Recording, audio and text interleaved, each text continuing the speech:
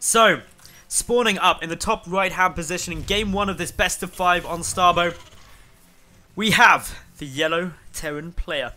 Representing Terran kind, it is Beastyqt. And his opponent down in the bottom left, the purple Zerg player. It is Heusa. So, Heusa versus Beastyqt. Great finals, best of 3. Heusa has just played a ton of ZvP. I haven't seen him play up against a Terran player as of yet though, so who knows what's going to be coming out. Equally, I also haven't seen much Terran play coming down in Starbow, so I'm looking forward and I'm very excited to see what spectacular things Beastyqt is going to be throwing out. What kind of strategies will be employed. Of course, Terran's quite different as well now. There isn't mules. You can call down SCVs, but not mules. That's crazy. Sweeper scan lasts 12 seconds is the only way to scout without actually going to a place on the map now. And, well, going to be very interesting to see what occurs. Beastyqt appears to be going for a CC first. Very greedy opening. Up against Zerg, though. Viable, since lots of Zerg players getting early expansions, feeling safe doing that. Now, this game has a lot on the line. I'd love to be able to sit here and tell you that there are $1 million esports dollars to play for. Unfortunately not though. What is on the line, though, is bragging rights, honor, and just general coolness. That's not even a word. Just general hype because you won the first ESL Starbow tournament. Now, Heusa just getting down that spawning pool, all looking pretty solid. A decent number of SCVs. For those of you who don't know really what's happening with Starbow and how it works, SCVs and any workers mine 8 minerals per trip, also 8 gas, so you get a lot more income off of them. There's an additional mineral patch as well at each base, which just enhances your income. High ground advantage is huge, means that if you're attacking onto the high ground, you only have a 50% chance to hit. That's fairly massive, and as a result, that can really swing the way a battle goes. Also, unit durability is up by about 20% across the board, so battles last longer. Positioning is key, and it's all very exciting. There's also a lot of units that don't exist in StarCraft 2 in here, many from StarCraft Brood War, and that's why it's been so popular, because a lot of the mechanics, or a lot of the play style is more like StarCraft Brood War, but just with StarCraft 2 user interface things, like you can have unlimited group selection and things like that, which really do help. One thing that is more Brood War-ish is the way unit pathing works. Units won't naturally clump up, they'll stay more spread out, but there's not the bugs in the unit pathing like there was in StarCraft Brood War. So, Lair coming down here. Lair very early, could mean Roaches or Aspire. Both are viable. Mutalisks, very effective up against Terran at the moment, mainly because the way you can clump Mutalisks, incredibly close. Terran players have generally been going quite mech heavy. Mech is a very strong composition. Obviously vultures are there with spider mines, with some tanks that deal hideous amounts of damage. It's all cool. But up against, that's more up against Protoss. Up against Zerg, I haven't seen a TVZ of a high level game on Starbow as of yet in this game, so I don't really know how that will play out or whether mech is as viable. Tanks have much lower attack damage per hit, or a lot higher attack speed when sieged at least, but a lot lower attack speed. So what that means is that they do a ton of damage when they hit, but not very often. So that allows banelings and stuff to get through a bit easier. The reason that tanks are more viable against Protoss is because their turrets unlocked when they aren't sieged, and that means that they can run away while still shooting behind them, or any direction. Very helpful for kiting. Now, we're getting the first new Terran unit that we haven't seen since the Wings of Liberty campaign, the Medic. Medevacs don't exist in Starbow. Medics are there in their playstone. So they have heals 8 life for 4 energy, fairly standard, but they also have a spell called Matrix, which is upgraded from the Tech Lab. Surrounds a targeted unit with protective shield for 10 seconds. The shield has 150 hit points, and if used on a mechanical unit, and 100 hit points if used on a biological. Firebats are also very strong at the moment. They go concussive damage, meaning they do full damage to light, 50% to medium, and 25 to light. They also do that in a spread. It deals a lot of damage to lings and drones and stuff, and a lot of people are whining that they're too strong. Meanwhile though, we do have the Spire coming down outside of the range of that sensor sweep though. That means the Beastyqt is not going to be able to see that coming out. that could catch him off guard. We need to take a little look of when they move out. For the moment, these two are being incredibly passive. Quite unusual. Generally in Starbow, you see a lot more aggressive play, more move outs, because you are rewarded for being more aggressive. Of course, being able to get medics so early means that this is a very normal push. If you replace the fire bats with marauders, you've got to start off, and the medics with obviously medevacs, you start looking like a standard kind of 9, 10, 11 minute push, generally coming out from a Terran player. This is now going to be hitting at about 8:30, much sooner and a lot harder to defend, and that's why we're seeing emergency spine crawlers get placed. A good number of them. 6 spine crawlers shouldn't really have an issue defending against this. The scan goes down, and yeah, Beastyqt sees all those spines and it's just like, no, I'm not going for that. Cancer comes down on one of them, doesn't need any more. Of course, the volcano hatcheries are just hatcheries that have been injected with lava. Lava inject doesn't give you 4 lava every 40 seconds. Instead, it increases lava production rate by 65%. And in addition to that, it also, well, not in addition to it, but another key factor of that is that you can only have at most 3 idle lava at a hatchery. So you've got to be keeping up your macro as a Zerg player. Now, Beastyqt at the moment, bouncing about. The first Mutalisks are on the field. They're making their way across the map. As you can see, they do clump up very effectively and stay clumped up. A couple of Lings also going to try and make their way through. There is a bunker down for the moment though, so not much going to get achieved there. A third CC on its way. Beastyqt also taking his +1 infantry attack upgrade. That takes 240 seconds in Starbow. Heusa attempting to basically sneak out a little ninja base down in the bottom right. It could work out very well should he be able to get that up. It would really give him a massive boost to his income per minute, and that's again due to how effective mining is in Starbow. Matrix being upgraded now, of course, that is the medic ability that gives biological units 100 damage shield, or mech units 150 damage shield. Very helpful. But as the Mutalisks engage, Beastyqt forced to attack. Matrix is not going to be completed from the tech lab. There are still a good number of spine crawlers, but this is a very large army for Beastyqt now. The medics going to try and heal up. A couple of medics near the front, which is a little bit dangerous, but no focus is going down. +1 finish for these Marines. Stim is also done. That's allowing a big push. Suddenly Heusa losing a large amount of units. Marines are going to be very effective when they do go up against those Mutalisks. The Mutalisks not yet on their way back. 9 of them just desperately trying to get back home. But so many drones already have been killed. This is a tremendous push from Beastyqt, countering the aggression we saw from Heusa earlier on, and just going for a devastating play. It's a big move, and it's paying off, and that is what Beastyqt is going to be so happy about. Look at this positioning as well, using the medics as a shield. They don't take aggro or have a very high threat or targeting level because they don't attack. That means that Lings have to be manually targeted onto them, otherwise the surface area very low. The medics healing up as fast as possible, but aren't able to deal with the DPS output of those Marines and Lings together. Regardless though, Heusa has taken so much damage. They die in such a painful way. But yeah, Heusa taken huge amounts of damage. Beastyqt monumentally ahead at the moment. It was a big push, paid off, and that just lets him feel confident. And ultimately, confidence gives you such a large benefit moving forward. He knows he's done well. He's got the 3rd command center coming down. So many missile turrets. Purely his only concern at the moment are the Mutalisks. Now, missile turrets aren't as effective as they are in StarCraft 2 because of how easily you can clump up mutas. You don't have to keep clicking to keep them close to each other.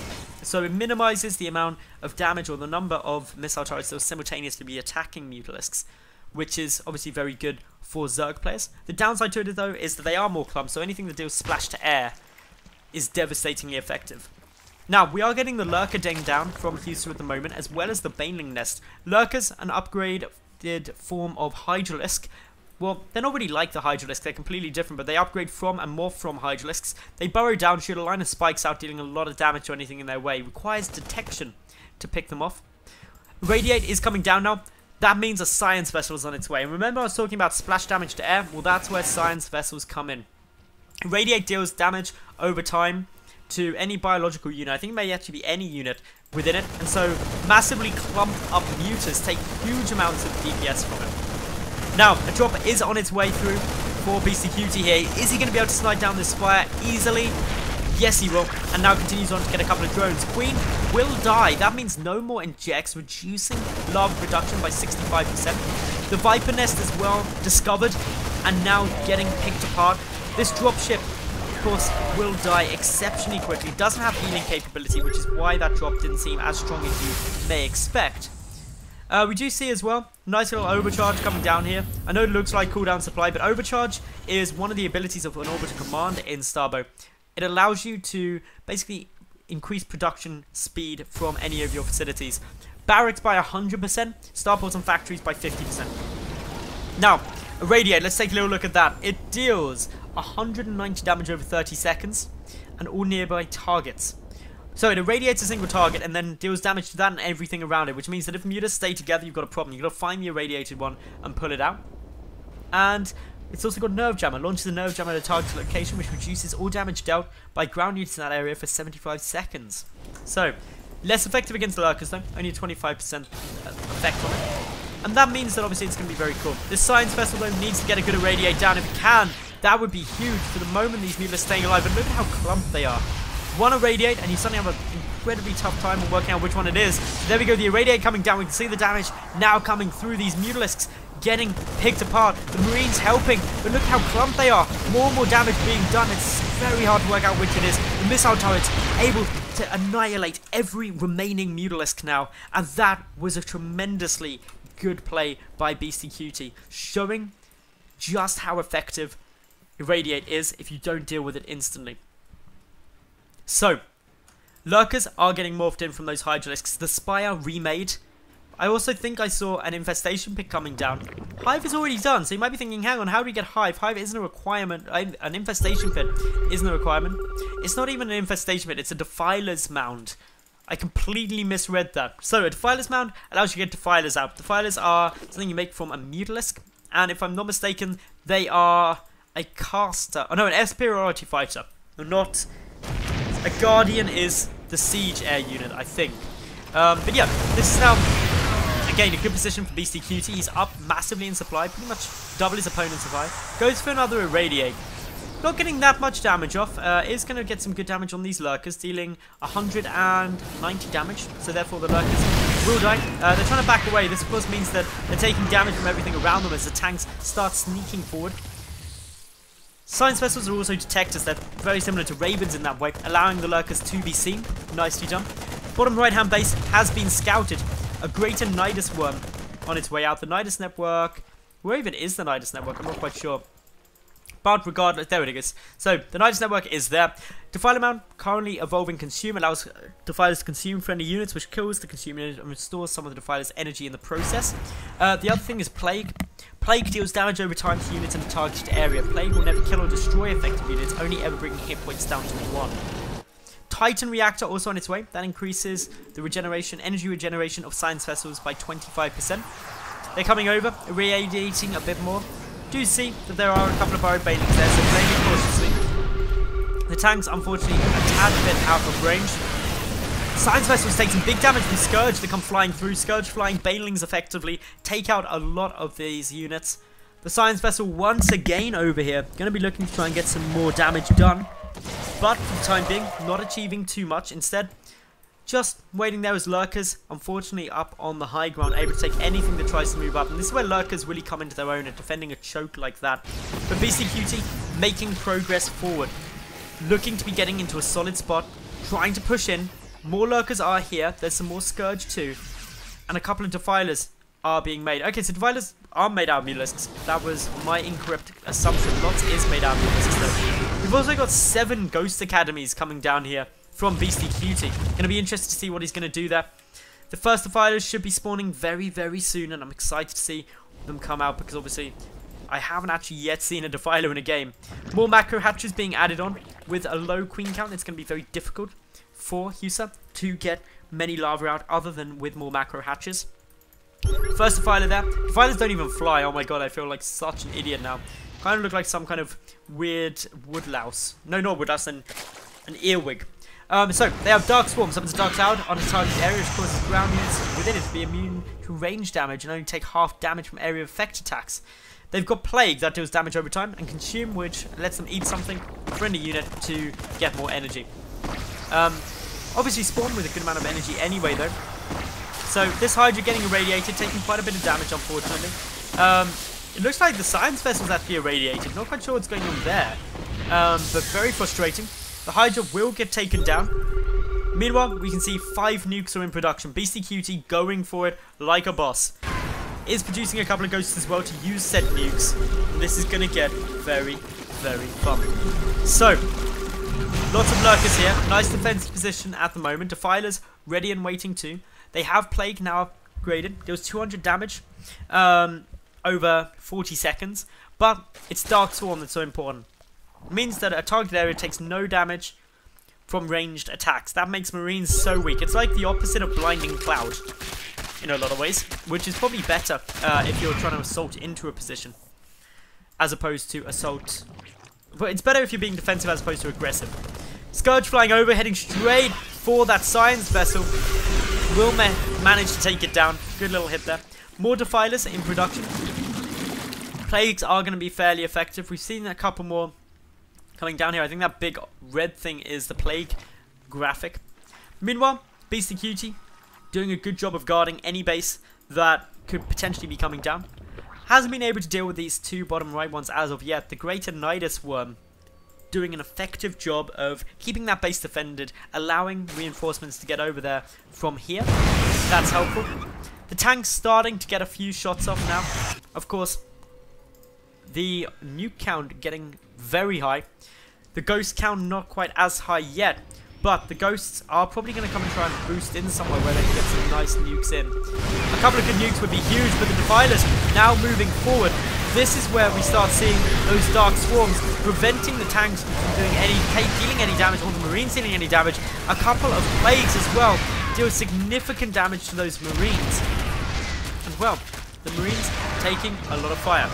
However, mass nukes now getting cooled down. This is something that I haven't seen. Beastyqt playing it like a boss. And well, this is some very fun times. So, huge amounts of damage getting done. Not actually managing to kill very much, unfortunately. And if ghosts have been detected, I've just been updated by stream chat as well that the reason the Science Vessels irradiated each other is because then, if they're over a mineral field, they deal damage to everything underneath them. That's fairly cool. We also see as well this dropship getting back now. Dropship, not quite as pretty as a medevac. Does still have afterburners, but doesn't have any healing capability. More nukes are going to be coming down. This is going to be the end of the Defiler Mount. Also drops nukes coming down at various other bases. Very frustrating. But down goes the Defiler Mount. Down goes an Extractor. Everything else staying up for the time being. Double nuke is on its way down to the bottom right-hand base. And this is where Beastyqt is trying to end out this series. However, Heusa realizing that, responding by going with a big push, but a defensive zoning nuke being used now by Beastyqt just to prevent Heusa being able to push in quite yet. It buys him time. That nuke, of course, actually dealing a bit of damage to his own unit, which isn't ideal. More nukes are going to get cooled down, as we can see. The use of Dark Cloud or Dark Swarm could be very effective just to allow an aggressive move into the position. A couple of Dark Clouds around here would let units move in without taking range damage. More nukes are getting cooled down to start taking down these additional fringe bases, but Heusa at 160 supply is starting now to move across the map.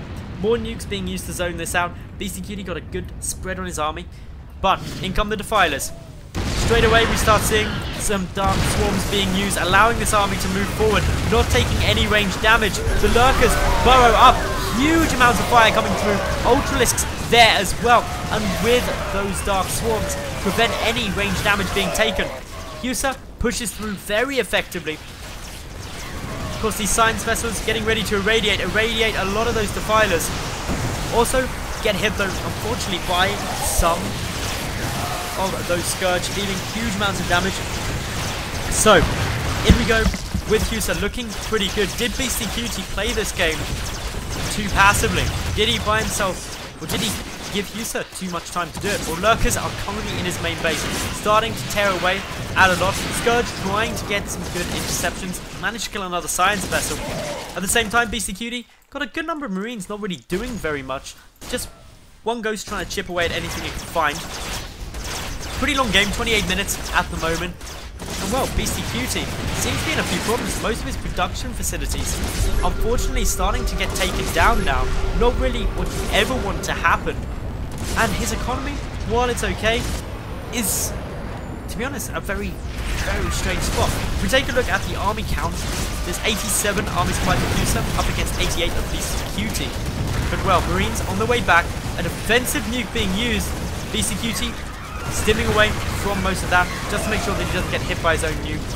Lurkers, though, managed to move plenty of time. And, well, as these movements go through, dealing more and more damage, a Banshee able to start chipping away at some of these Lurkers. Of course, Banshee, very effective against Lurkers since they can't attack up. So Beastyqt losing so much in the process. He is adding on 6 more barracks over this top left base, so basically moving from where he was currently mained to just another base. He can do that, even lifting up some of his current units just to get over there. The Banshee can't do anything about that retreat. Meanwhile, this lone ghost is doing an amazing job of picking away at Ultimus caverns. We've also got a bit of a fun time now with these Lurkers coming through, able to chip apart at some of these ghosts. The engineering bays are getting taken out. The last few buildings in the main are starting to die to the Ultralisks. But Beastyqt, with the top left-hand base, still doing okay. A planetary fortress is there. Now I want to touch on what planetary fortresses do. They don't attack all the time. They have an ability that allows them to attack for 30 seconds every minute and a half.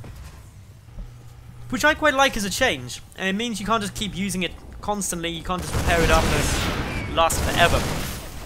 Now, Ultras heading down towards what was the third base of Beastyqt. Able to take out that tank, but the Marines, so many of them, dealing considerable amounts of damage. Marauders are being produced. Now, Marauders were never improvable. They have a lower range in this map, but in Starbow, while they have less range, they still do good damage. Nice little Plague down on all of those Marines. Plague is quite similar in a lot of ways to Fungal Growth, but just without the rooting mechanic.